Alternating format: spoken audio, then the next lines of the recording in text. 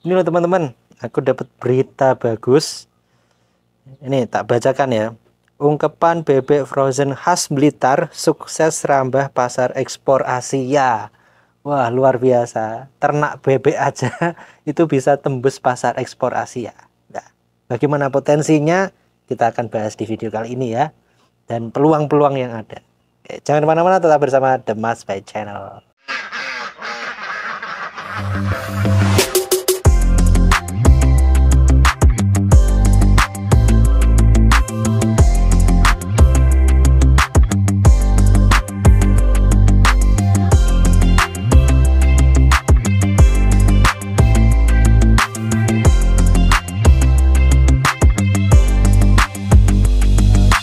Menemukan resep-resepnya atau pola-pola budidaya di sana. Yes. Assalamualaikum warahmatullahi wabarakatuh. Gimana kabarnya teman-teman semuanya di bulan suci Ramadan ini? Nggak tahu nanti uploadnya kapan. Alhamdulillah kita masih sehat semua. Semoga usahanya teman-teman yang terus mengikuti channel ini semoga tambah lancar, tambah berkah dan tambah berlimpah. Allahumma amin ya rabbal alamin. Ya, ini teman-teman, saya dapat berita yang menggembirakan ya, dan ini menjadi motivasi juga bagi mungkin teman-teman semuanya. Kemarin saya dapat berita ini ya, ungkepan bebek frozen khas Blitar. Ini wilayah kita ya, wilayah Blitar, sukses rambah pasar ekspor Asia. Wah, luar biasa ini ya. Jadi ternyata kelasnya bebek itu bisa sampai ekspor pasarnya. Nah, tentunya ini peluang bagi teman-teman semuanya untuk mengembangkan usaha di ternak bebek ini, terutama yang paling penting adalah inovasi produknya, sehingga produk yang kita hasilkan itu tidak kalah saing dengan produk-produk yang ada, bahkan bisa go internasional.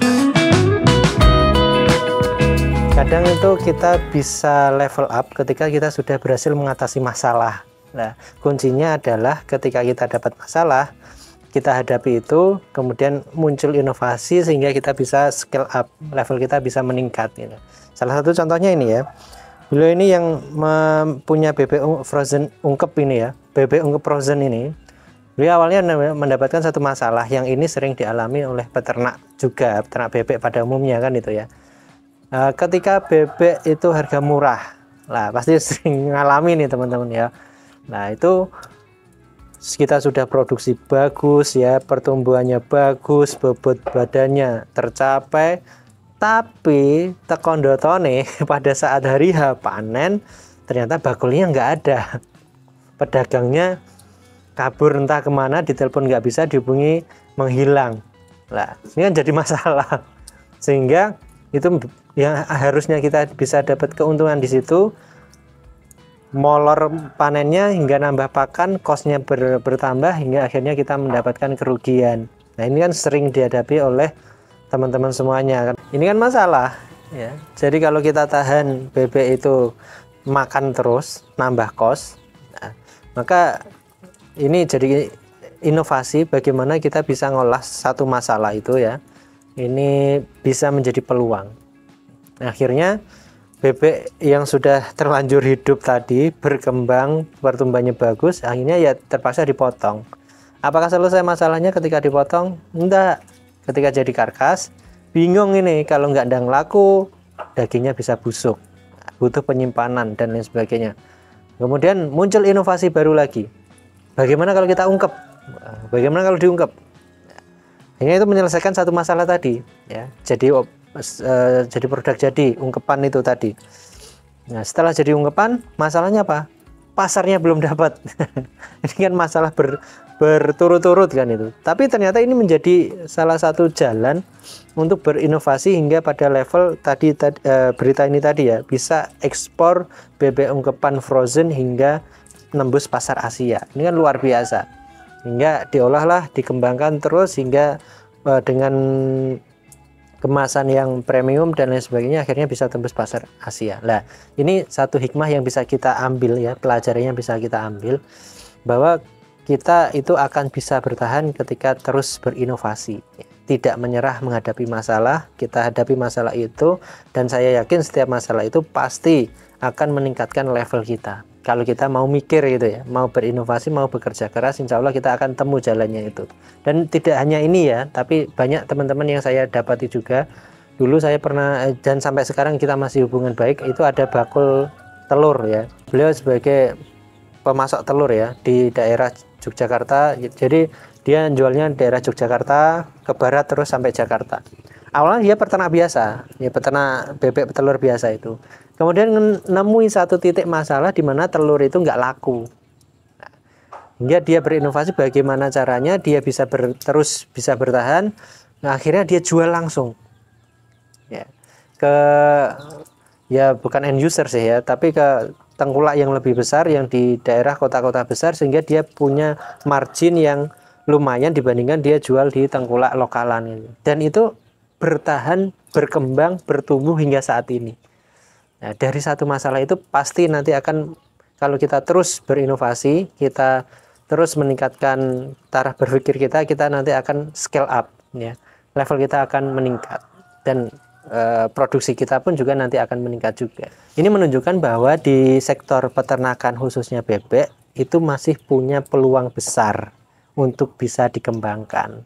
Ini beberapa contoh tadi sudah kita bahas, dan yang tidak kalah menariknya juga ternyata perusahaan-perusahaan besar sekelas Java, Pokpan dan lain sebagainya itu juga turut bermain di sektor peternakan bebek.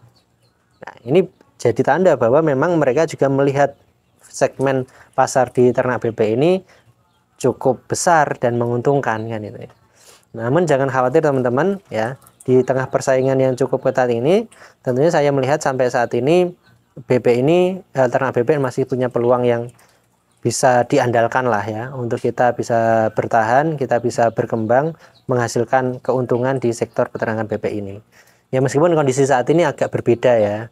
Biasanya ini bulan Ramadan ini ya, kita buat ini kan di tanggal 22 Maret ini, di 10 terakhir bulan Ramadan, nanti malam itu malam 23.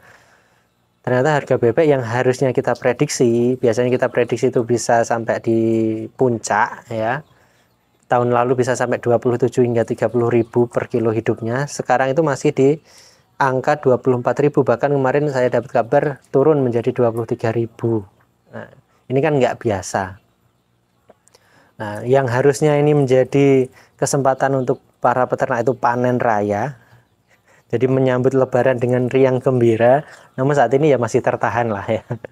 Namun di satu sisi memang itu kalau kita main di produksi memang kendalanya di pemasarannya seperti itu. Jadi kita tidak bisa mengendalikan pasar, intinya kan itu ya. Sehingga kita harus berinovasi, mengkonversi produk yang kebanyakan di pasaran itu ada, misalnya bebek hidup, maka kita harus berani berinovasi bagaimana kita mengolah produksi kita itu menjadi barang setengah jadi maupun barang jadi yang itu punya nilai jual atau nilai tambah ya di tengah pasar yang sebenarnya banyak yang masih membutuhkan itu. Intinya terus ya kita berpikir, berusaha hingga terus berinovasi hingga kita nanti akan sampai di level memang kita layak untuk mendapatkan itu ya, level up-nya itu. Nah, tapi kalau kita hanya pasrah ya wes ngene kiai, kalau nggak bisa wes tak tinggal ke, ya kita nggak dapat apa-apa tentunya itu. Jadi pemenang itu ya hanya didapatkan bagi mereka yang bisa melalui ujian-ujian itu tadi ya. Hambatan-hambatan itu mereka lalui dan akan ketemu titik di mana tidak semua orang bisa pada level itu, dan itu ya butuh jiwa petarung. Jadi itu ya teman-teman, di ternak bebek sekali lagi masih punya peluang besar untuk terus kita berinovasi. Kita garap banyak segmen yang belum tergarap, itu menjadi peluang bagi kita. Ya, kalau kita hanya bermain di sektor produksi, ya kita akan ya dimakan lah istilahnya ya.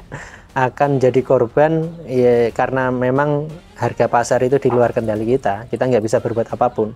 Kalau di sektor kita sebagai peternak, yang bisa kita usahakan adalah bagaimana kita bisa produksi sebaik mungkin ya, efisien pakan sebaik mungkin hingga menghasilkan bobot badan yang standar dengan biaya produksi yang murah itu yang bisa kita usahakan kan itu. Kalau masalah pasar ya itu di luar kendali kita. Solusinya gimana ya? Solusinya kita membuat pasar sendiri dengan diferensiasi atau produk yang kita harus tambah nilai jualnya.